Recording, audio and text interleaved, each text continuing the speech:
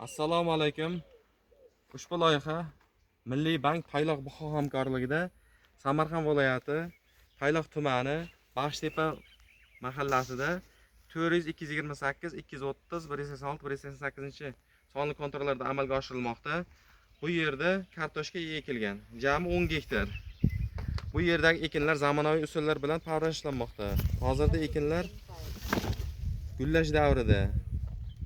Ekinlarni yetishtirish 90 kun davom etadi. Yetishtirish jarayonida sug'oriladi, tabiiy va mineral o'g'itlar bilan oziqlantiriladi. Ushbu loyihaga 25 ta dehqon xo'jaliklari biriktirilgan.